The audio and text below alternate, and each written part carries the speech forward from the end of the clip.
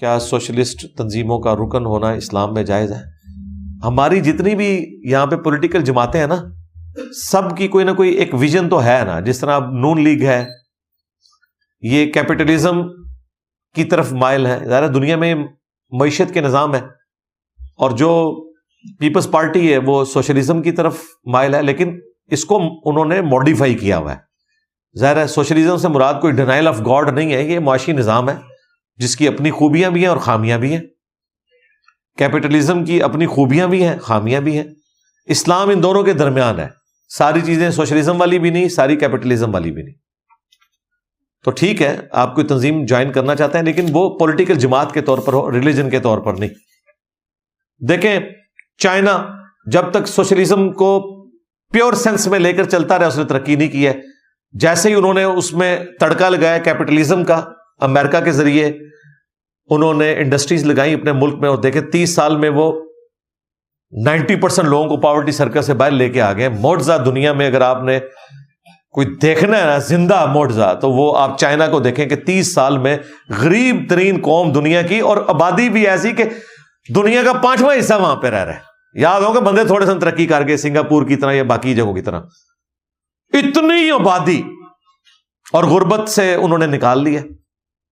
انہیں اندازہ ہو گیا کہ کمیونزم میں، سوشلزم میں چند ایک چیزیں کمزوریاں ہیں، ان کو ہم اوور کم کریں گے، اور وہ انہوں نے کیپٹلزم کے ذریعے کیا، اور دیکھیں انہوں نے ترقی کی ہے.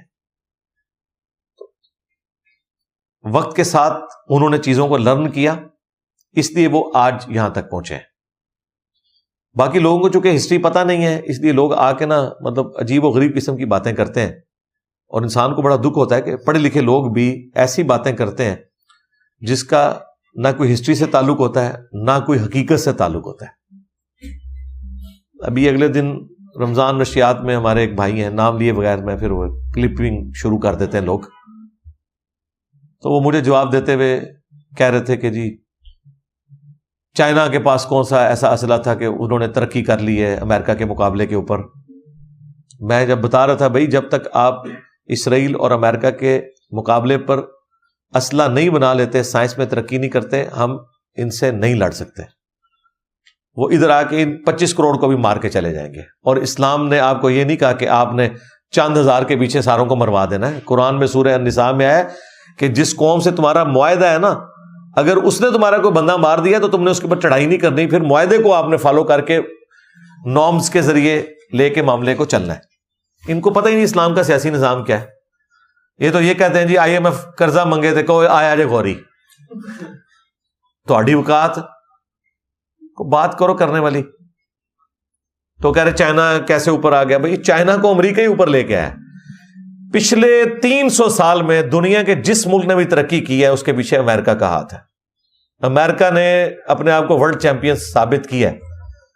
1776 میں امریکہ آزاد ہوا ہے گریٹ برٹن سے، اور اس آزادی میں بھی فرانس نے کردار ادا کیا تھا. فرانس نے اپنی جنگ کا بدلہ لیا تھا. فرانس کو ایک جنگ میں شکست ہوئی تھی گریٹ برٹن سے.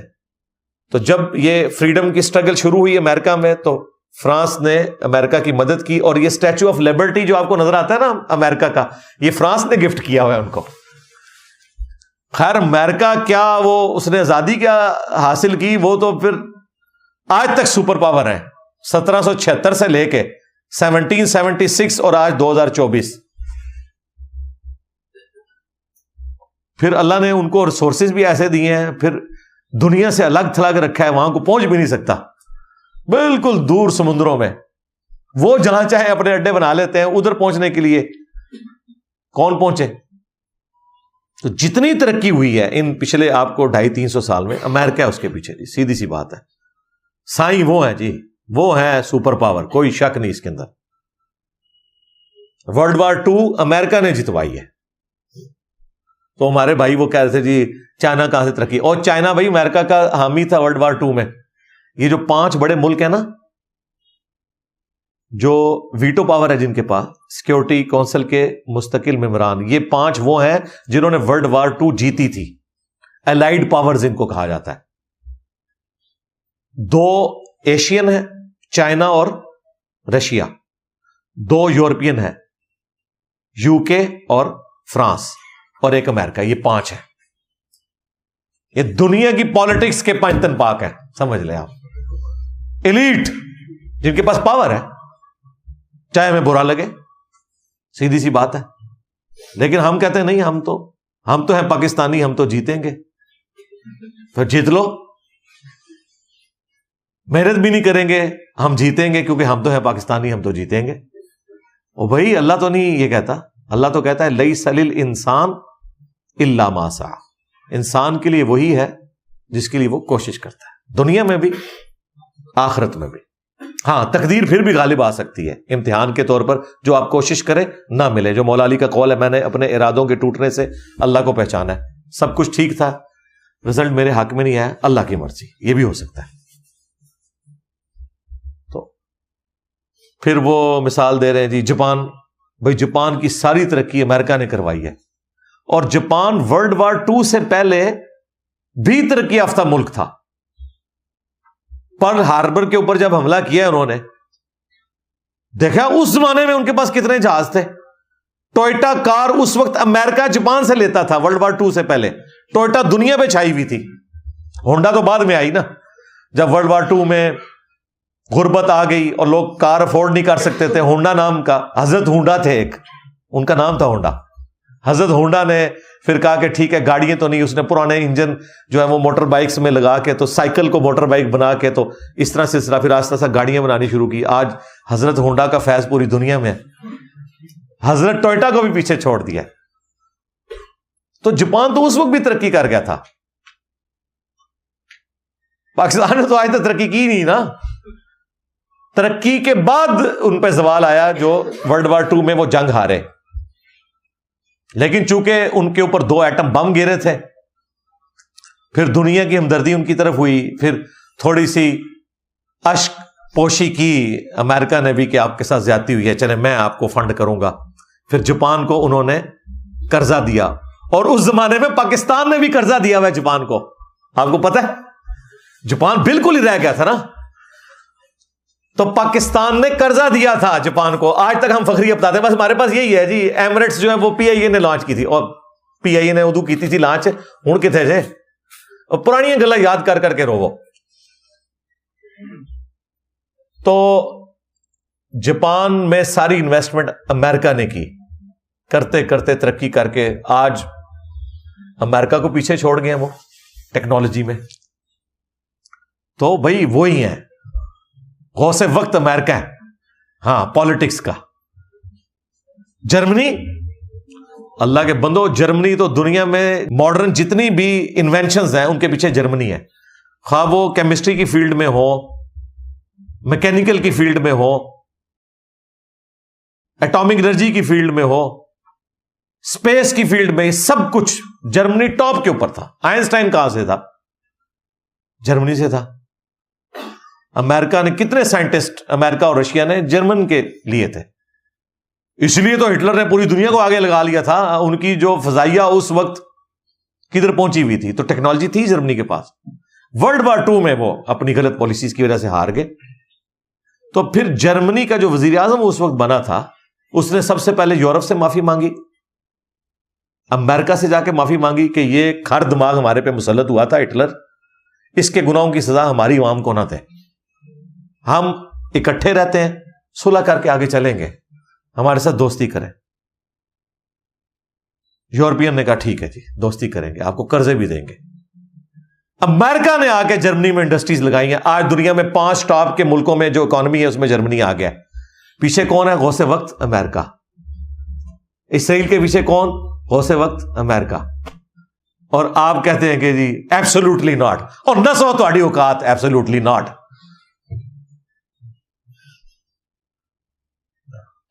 آپ کو اس کے پیچھے لگایا، بعد میں وہاں ایک فرم ہائر کر لی کہ امریکہ سے ہماری دوستی کرا دو، اور اس کو ڈالرز پے کرنا شروع کر دیے. جو آتا ہے قوم کو نا ٹرک کی بتی کے پیچھے لگا کے چلا جاتا ہے. پتہ ان کو بھی ہوتا ہے کہ ہم ان کو ٹرک کے پیچھے لگا رہے ہیں. وہ صرف ان کو پتا ہے، جیسے انڈیا میں جب الیکشن ہونے والے ہوتے ہیں نا، تو پاکستان کے خلاف کمپین چلے گی. پاکستان کے خلاف انڈیا کو کمپین چلانے کی کیا ضرورت ہے؟ پاکستان تو اپنے بوجھ کے تلے خود دبا ہوا ہے. مرے ہوئے کو کس نے مار کے مردہ متھے لوانا ہے کہ بھئی کفن دفن کا بھی بندوبست کرنا پہ جائے. انڈیا کا دماغ خراب ہے؟ ہم خود اپنے آپ کو مارنے کے لیے کافی ہیں. اور یہ میں درد کے طور پہ باتیں کر رہا ہوں، مذاق نہیں اڑا رہا، درد کے طور پر. ہم کوئی غلام ہے؟ جی آپ غلام ابن غلام ہے، بالکل غلام ہے، کوئی شک نہیں ہے. صرف ان کی مہربانی ہے کہ انہوں نے غلامی کا ٹیگ آپ سے ہٹایا ہوا ہے. ادروائز بھائی جب امپائر دوسرے ملکوں پہ قبضہ کرتی ہے پھر امپائرز کی مرضی چلتی ہے. اس دفعہ چونکہ ایک تھوڑا ڈفرنٹ ہو گیا سٹائل کے ورلڈ وار 2 جیتنے کے بعد بجائے یہ کہ امریکہ، یو کے، چائنا، فرانس اور رشیا پوری دنیا کو بانٹ لیتے کہ جی ہندوستان آپ لے لیں، فلاں ہم لے لیں، اس دفعہ ان کا نہیں یار، ان کو آزادی دو آزادی، اوپر ہم ہوں گے، نیچے یہ اپنی بنا لیں جو کچھ کرنا ہے. اوورال اقوام متحدہ ہماری ہوگی. اس لیے دیکھیں ویٹو پاور 5 کو ہے، انڈیا کو کیوں نہیں دے رہے؟ مجھ سے اگر پوچھا جائے نا 6 نمبر پہ اگر کوئی ویٹو پاور کا حقدار ہے تو انڈیا ہے. دنیا کی 5واں حصہ آبادی کا انڈیا میں. اور آپ کو اب میں بتاؤں آج کی فکر یہ ہے کہ انڈیا کی آبادی چائنا سے بڑھ گئی ہے. جی چائنا 1 ارب اور 48 کروڑ ہے اور جو انڈیا ہے وہ اس کو کراس کر چکا ہے، 49 ہے یا 1.5 ارب کے قریب. تو دنیا کا سب سے بڑا ملک اسے ویٹو پاور نہیں وہ دے رہے. ہم خوش ہیں ساڈی وے نال، وہ تہاڈی کیوں اوقات ہے تہاڈی وے نال نہیں دے رہے. وہ کہتے ہیں یہ تو ہمارے غلام ہیں، ان کو ہم کدھر ویٹو پاور دیں؟ ان کو تو ہم نے آزاد کیا تھا، ملکہ عالیہ نے ہمیں آزاد کیا تھا. ہاں جی 15 اگست کو یا 14 اگست کو 1947 میں آزادی کس نے دی ہوئی ہے؟ یو کے نے دی ہے. اسی لیے ان کی ملکہ آتی ہوتی تھی ہمارے پاس، یہاں پہ صدر یو بھی لیے پھرتے تھے. آج بھی مائی باپ وہی ہیں بھائی، انہی کی ریلوے لائنز ہیں، یہ ساری نہری نظام انہی کا چل رہا ہے، ان کا فیض جاری ہے. تو وہ رائٹ رکھتے ہیں دنیا کو رول کریں. انہوں نے ارن کی ہے یہ پاور، دنیا کو شکست دے کے. آج وہ اوپر بیٹھے ہوئے، سائنس میں، ٹیکنالوجی میں انہوں نے سب کو پچھاڑ کے رکھ دیا. تو چونکہ ورلڈ وار 2 کے بعد اب قوموں یعنی نیشنز کی بنیاد کے اوپر ملک بنے ہیں، اس لیے انہوں نے اوورال پاور اپنے پاس رکھی ہوئی ہے. کسی کو ویٹو پاور نہیں دیں گے، یہ ذہن میں رکھیے گا. انڈیا جو مرضی کر لے، ویٹو پاور انہوں نے نہیں دینی ہے، کیونکہ وہ کہتے ہیں بھائی انڈیا نے تو نہیں جنگ جیتی نا، جنگ تو ہم 5 ملکوں نے جیتی تھی، آپ تو ہمارے غلام ہو، ہم آپ کو ویٹو پاور کیوں دیں؟ ایسے نہیں ہوگا. ہاں مستقبل میں کبھی انصاف پر آ گئے تو یقیناً حق بنتا ہے. جو دنیا میں سب سے بڑی اس وقت آبادی کے لحاظ سے بھی اور اکانومی میں بھی اوپر جا رہا ہے، ان کا رائٹ بنتا ہے، اور کئی ملکوں کا رائٹ بنتا ہے. ہم تو بہت نیچے آتے ہیں بھائی، سیدھی سی بات ہے. بہرحال یہ ہے ساری صورتحال، لیکن ہم خوابوں کی دنیا میں رہنا چاہتے ہیں. بالکل رہیں جی. نوجوانوں کو آپ ان کا ذہن خراب کریں تاکہ وہ جا کے KFC اور میکڈونلڈ کو جا کے توڑیں، ان کے ابے ان کی ضمانتیں کراتے پھریں، پوری زندگی کے لیے ان پہ FIR کٹ جائے، وہ کوئی سرکاری نوکری نہ کر سکیں، باہر کے ملک جانا ہو ان کا کریکٹر سرٹیفکیٹ نہ بن سکے. اور یہ وہ لوگ صوفوں میں بیٹھ کے آپ کو درس دے رہے ہیں جنہوں نے اپنی لائف گزار لی ہوئی ہے، جن کے پاس ریسورسز ہیں، جو لیکچرز دینے کے بھی پیسے لیتے ہیں اور اس کی بنیاد پہ وہ اپنے بجلی کے بل ادا کر سکتے ہیں، اپنے بچوں کا خرچہ اٹھا سکتے ہیں. ہاں لوگوں کے بچوں کو ورگلا رہے ہیں کہ آپ لوگ یہ کر دو جی. وہ دیکھیں وہ KFC جو یہ میرپور میں توڑا ہے، نعرے ایسے مارے جسے پتہ نہیں انہوں نے کیا کر لیا ہے، امریکہ کو فتح کر لیا ہے. اوے پان دیتا ہے اپنا سر پان لیا جائے. تو ان لوگوں کو نہ تاریخ کا پتہ، نہ انہیں حقائق کا پتہ، بس ٹھیک ہے اپنی وشفل تھنکنگ میں. لیکن میں اللہ کا شکر ہے جس طرح دین کے معاملے میں کوئی پرواہ نہیں کرتا نا کہ کسی کو جتنا مرضی برا لگے، حالانکہ وہ زیادہ مشکل کام ہوتا ہے، کیونکہ دین کے معاملے میں کوئی گستاخی سمجھ کے آپ پہ حملہ کر سکتا ہے. 5 مرڈر ٹائم تو میں بھگت چکا ہوں نا. تو اس طرح کے جو ممی ڈیڈی لوگ ہیں نا، ان کے خلاف بولنا میرے لیے آسان ہے، کیونکہ میری جان ونریبل نہیں ہے. ہاں زیادہ ہوتا ہے کوئی گالی گلوچ کرے، کوئی اپنے آگے کومنٹس جھاڑ دے، کوئی کہہ دے کہ یہود و نصارہ کے ایجنٹ ہے، اسے کوئی فرق نہیں پڑتا. یا کوئی پولیٹیکل جماعت کوئی ٹرینڈ چلا دے، کوئی فرق نہیں پڑتا. لائف تو ونریبل نہیں ہوگی.